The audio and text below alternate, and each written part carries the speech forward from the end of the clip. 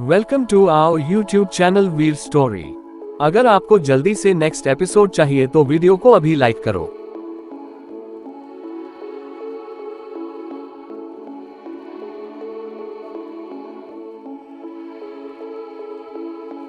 Chapter 16 intimacy. अब तक कार्तिक ने बेला की आंखों में एक टक घूरते हुए ठंडे स्वर में कहा, क्या तुमने मुझसे पूछा था वाइफी? क्या तुमने मुझसे विजिटिंग रूम से बाहर निकलने के लिए बोलने से पहले पूछा था कि मैं वहां से बाहर जाना चाहता हूं भी या नहीं? अब आगे। कार्तिक की ये बात सुनते ही बेला की सुंदर काली सफेद आंखें सिकुड़कर छोटी हो गई। कार्तिक के लगातार उसकी तरफ झुकते रहने की वजह से बेला अब तक पूरी तरह बेड पर लेट चुकी थी और कार्तिक उसके ऊपर छाया हुआ था। बेला ने कार्तिक के सीने पर अपना दोनों हाथ टिकाते हुए कहा, तो तुमने सिर्फ इसके लिए इतना बड़ा बखेड़ा खड़ा किया? हम क्या हो तुम Kartik? Your husband wifey, Kartik ने कहा। उसकी आवाज धीमी और बेहद ही आकर्षक थी। कार्तिक ने बेला की चीन पकड़ी। वो बेला को किस करने ही वाला था, तभी अचानक उनके कान में एक धीमी प्यारी आवाज गूंजी, daddy don't do this, mummy को चोट लग जाएगी। जानी पहचानी आवाज को सुनते ही बेला और कार्तिक ने एक साथ सर घुमाकर आवाज की दिशा में देखा तो उनकी नजर दरवाजे के पास खड़ी छोटी सी वर्तिका पर गई, जो अपनी मासूम आंखों में चिंता लिए उन दोनों को ही देख रही थी।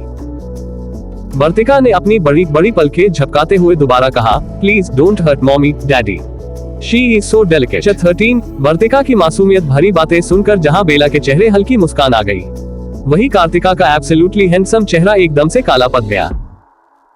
वो तो अपनी वाइफ को किस करना चाहता था, मगर इसी चक्कर में उसकी बेटी उसको एक अब्यूसिव हस्बैंड समझ बैठी थी। हालांकि वर्तिका की जगह अगर रेयांश या आदित्य होता तो कार्तिक को ज्यादा फर्क नहीं पड़ता, मगर वर्तिका वो उसकी बेटी थी और जैसा कि सब कहते हैं, बेटियां बाप को ज्यादा प्यारी होती है।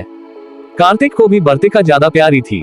वर्तिका की नजरों में तो कार्तिक एक संत था जो कुछ गलत कर ही नहीं सकता था। कार्तिक तुरंत बेला के ऊपर से हट गया और उसने वर्तिका को अपनी गोद में उठा लिया। वर्तिका अपने छोटे छोटे लाल होठों का पाउट बनाए कार्तिक को ही घूर रही थी। नाराजगी और गुस्सा उसकी गोटी जैसी आंखों में साफ साफ देखी जा सकती थी। कार्तिक ने प्यार से उसके चेहरे पर बिखरे बालों को संवारते हुए कहा, मैंने कुछ नहीं किया, ओके आस्क मॉमी, मैं तो उसे प्यार कर रहा था। कार्तिक की सफाई सुनकर वर्तिका ने बेला की तरफ सवालिया नजरों से देखा तो बेला ने कार्तिक की मुश्किल बढ़ाने के इरादे से मायूस चेहरा बना लिया और अपना सर किसी पीड़ित इंसान की तरह झुका लिया। वर्तिका को बेला के सांझे में आते ज्यादा वक्त नहीं लगा। उसने कार्तिक को नाराज नजरों से घूर कर कहा, डैडी मुझे आपसे ये उम्मीद नहीं थी, you are a bad dad, you disappointed me. Kartik, जिसे जमीन और आसमान के फट जाने पर भी कोई नहीं पड़ता था, अपनी बेटी की बेबुनियाद इल्जाम सुनकर उसके हैंडसम चेहरे पर शिकन की लकीरें खींच गई। कार्तिक ने बेला की तरफ देखा जो छिपी मुस्कान के साथ उसकी तरफ ही देख रही थी। शायद यह उसका रिवेंज था। कार्तिक ने कहा, वाइफी डोंट डू दिस, बताओ इसे, मैं तुम्हें हर्ट नहीं कर रहा था। कार्तिक की बात सुनकर बेला ने झूठी हैरानी के साथ कहा, कार्तिक क्या तुम मुझे ऐसे आंख दिखाकर झूठ बोलने के लिए धमका रहे हो? बेला की बात सुनते ही वर्तिका मुंह बिचकाकर कार्तिक को ऐसे देखने लगी जैसे कार्तिक दुनिया का सबसे पापिष्टी इंसान हो। दूसरी तरफ दूर कहीं समुद्र के बीचों बीच तेज तूफान जैसा माहौल था। वहां हवाएं तेज चल रही थी और समुद्र का पानी ऐसे उछाल मार रहा था जैसे मानो धरती पर विनाशकारी प्रलय आने वाला हो। उसी में तूफानी समुद्र से गुजर रही किसी अज्ञात शिप की डेक पर एक लंबी चौड़ी कद काठी वाला इंसान अशोक स्तंभ की भांति अडिग खड़ा था। उस इंसान की आंखें सुर्ख लाल थी।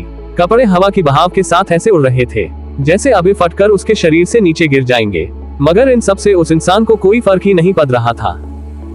तूफान के बीच ही वह इंसान एक एक कर अपना कपड़ा निकाल आने लगा। उसके मस्कुलर बॉडी पर अजीब अजीब सी टैटू बनी हुई थी जिसका मतलब समझ या समझा पाना मुश्किल था। अपना सारा कपड़ा निकालने के बाद वह इंसान शॉर्ट्स में ही उस जानलेवा समुद्री लहरों के बीचों बीच कूद गया। शॉकिंगली वह इंसान जैसे ही समुद्र में कूदा वैसे ही समुद्र की लहरें शांत हो गई। आसपास की तूफानी हवा रुक गई और वहां का वातावरण बिल्कुल नॉर्मल हो गया, मानो वहां कोई तूफान आया ही ना हो। तकरीबन 2 घंटा बाद वह लाल आंखों वाला इंसान दोबारा से उसी डेक पर खड़ा था जहां से वो कूदा था। कैमल क्रीम कलर सूट में वह काफी आकर्षक दिख रहा था। उसके दांतों के बीच मोटी सिगार फंसी हुई थी और उसकी लाल आंखें समुद्र को ऐसे देख रही थी जैसे वो आंखों से ही उसकी लंबाई और गहराई माप रहा हो। बगल में खड़े सबऑर्डिनेट ने सर झुकाकर उससे कहा, सम्राट मैडम रिचर्ड के बारे में और कुछ बातें पता चली है जो मुझे लगता है आपको जाननी चाहिए। जवाब में उस इंसान के 2 शब्द कहा, बोलते जाओ। सबॉर्डिनेट ने अदब के साथ आगे कहा, सम्राट, मैडम रिचर्ड शादीशुदा है। उनके पति का नाम कार्तिक कपूर है। 6 साल पहले उन दोनों की शादी हुई थी। उनके 2 जुड़वा बेटे हैं, जो कि फिलहाल रॉयल एकेडमी में पढ़ते हैं। उनकी उम्र 12 साल है और उनकी एक बेटी भी है, जो कि 4 साल की है। सबॉर्डिनेट की बात सुनते ही उस इंसान की कठोर लाल आंखों में हल्की हलचल हुई और उसने ठंडे स्वर में पूछा, 6 साल पहले शादी और 12 साल के बच्चे हैं, ऐसा कैसे हो सकता है? जवाब में सबॉर्डिनेट ने हल्का हिचकिचाकर कहा, सम्राट, इस दुनिया के नियम थोड़े अगल हैं। इन्वेस्टिगेशन के दौरान मुझे पता चला कि इंसानों को शादी के पहले बच्चे करने में कोई मनाही नहीं होती है। यहाँ के लोग इन मामलों में स्वतंत्र होते हैं। आज से 13 साल पहले किसी इंसान ने मैडम रिचर्ड को ड्रग दे दिया था और अनजाने में उन्होंने कार्तिक कपूर के साथ रात गुजार ली। उनके दोनों जुड़वा बेटे उसी रात का नतीजा है। बाद में 6 साल बाद जब वो दोनों दोबारा मिले तो अपने बच्चों के खातिर मैडम रिचर्ड ने कार्तिक कपूर से शादी कर ली। सबॉर्डिनेट की पूरी बात सुनने के बाद उसके सम्राट ने अपनी मुठ्ठियां भींच ली। उसके आंखों की लालिमा भी बढ़ चुकी थी। सम्राट ने पूछा, ये कार्तिक कपूर कौन है? सम्राट, कार्तिक कपूर एक बिजनेसमैन है। उसके पिता इंडियन थे और उसकी माँ प्रिंसेस लीसा है, जो कि ब्रिटिश रॉयल फैमिली से आती हैं। कुछ सालों पहले ब्रिटेन की महारानी ने न क्यों अपनी सारी विरासत कार्तिक कपूर के हाथों में सौंप दी। फिलहाल कार्तिक कपूर एक बिजनेसमैन होने के साथ ही ब्रिटेन का किंग भी है। एक और बात, सम्राट, कार्तिक कपूर ने कुछ सालों पहले चेयरमैन को ऑफेंड किया था। रॉकवे उससे बहुत नाराज हुई थी, मगर मैडम रिचर्ड की वजह से चेयरमैन ने उसे माफ कर दिया। सब कहते हैं कि मैडम रिचर्ड चेयरमैन के काफी करीब है। शायद उन्होंने चेयरमैन का चेहरा भी देखा है, सबॉर्डिनेट ने कहा, जिसे सुनकर उसके सम्राट के होठों पर तिरस्कार भरी मुस्कान उभर आई। सम्राट ने हल्की आवाज में खुद से बुदबुदा कर कहा, कार्तिक कपूर, अपनी बीबी के पल्लू में छिपने वाला काया इंसान, इसके साथ रहने से ज्यादा बेहतर होगा कि तुम मेरे साथ रहो लव। मैं तुम्हें अपनी रानी बनाकर रखूंगा और तुम्हारे पल्लू के पीछे भी नहीं छिपूंगा। बजाय इसके तुम मुझ पर गर्व महसूस करोगी, क्योंकि मैं तुम्हें सबसे प्रोटेक्ट करूंगा, ना कि तुम्हारे उस नकारा पति की तरह तुम्हारे पल्लू में छिप जाऊंगा। तुम्हें कभी मुझे प्रोटेक्ट करने की जरूरत नहीं पड़ेगी। अपने ख्याली दुनिया से बाहर आते हुए सम्राट ने कठोर लहजे में कहा, मुझे बेला रिचर्ड चाहिए। अपने सम्राट की बात सुनकर सबॉर्डिनेट बोला, परसों तक वो आपको मिल जाएगी सम्राट। कुछ पल की खामोशी के बाद सम्राट ने कहा, साम्राज्य की कोई नई खबर? क्या चल रहा है वहां इस वक्त? सबॉर्डिनेट ने गंभीर स्वर में जवाब दिया, कल ही आपके सौतेले भाई का राज तिलक हुआ है सम्राट। सुनने में आया है कि वक्त आ चुका है, अब साम्राज्य बाहर आने की तैयारी में जुटी है। अपने सबॉर्डिनेट की बात सुनते ही सम्राट के चेहरे पर कुटिल मुस्कान उभर, जो ना जाने अपने अंदर कितने राज दफन किए बैठी थी। समुद्र को दोबारा से घूरते हुए सम्राट ने तिरछी मुस्कान के साथ कहा, ये हुई ना बात, अब साम्राज्य और रॉकवे आपस में लड़ेगी और अंत में सब कुछ मेरा हो जाएगा। मेरे प्यारे भाई, मेरी शुभकामनाएं तुम्हारे साथ है। आशा करता हूँ तुम चेयरमैन के हाथों मर जाओ, वरना तुम्हारी मौत मेरे सर पर एक और पाप मत देगी। Opera palace. रात गहरी हो चुकी थी। बेडरूम में कार्तिक और बेला एक दूसरे की बाहों में लिपटे बेड पर सो रहे थे। कपड़ों के नाम पर उन दोनों की बॉडी पर सिर्फ एक सफेद चादर मौजूद थी। फर्श पर चारों तरफ उनके कपड़े इधर उधर बिखरे हुए थे। बेला ने अपना सर कार्तिक के सीने पर रखा हुआ था। इंटीमेसी और कार्तिक के पैशन की वजह से होने वाली थकान उसके सुंदर चेहरे पर स्पष्ट रूप से देखी जा सकती थी। उसकी पलकें भी नींद और थकान की वजह से भारी हो गई थी। कार्तिक लगातार बेला की खुली पीठ पर अपनी उंगलियां चलाते हुए एकटक सीलिंग को देख रहा था। बेला ने धीमी आवाज में पूछा, तुम्हें नींद नहीं आ रही है क्या कार्तिक? उस शिप को लेकर परेशान हो? नहीं, I am not satisfied yet wifey, Kartik ने बिना भाव के कहा। कार्तिक की बात सुनकर बेला ने कहा, पर अब मैं थक गई हूँ कार्तिक। तुम? कार्तिक ने बेला की बात बीच में काटते हुए कहा, सो जाओ वाइफी। कार्तिक की बात सुनकर बेला ने अपनी आंखें खोलकर उसके हैंडसम चेहरे को कुछ पल गौर से देखा और फिर उसने गहरी सांस लेकर कहा, 10 मिनट। सो जाओ वाइफी। अच्छा 15 मिनट।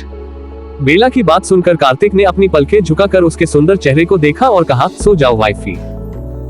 कार्तिक ने मुंह से दोबारा वही जवाब सुनकर बेला ने लंबी सांस लेकर कहा, ठीक है 20 मिनट, इससे 1 मिनट भी ज्यादा नहीं। तुम ऑलरेडी पिछले 1 घंटे से मुझे परेशान करते आ रहे हो। मैं इससे ज्यादा तुम्हें टॉलरेट नहीं कर सकती हूँ। बेला की बात सुनकर कार्तिक की आंखें डार्कनेस से भर गई। उसने इंटेंसिटी के साथ बेला को देखा।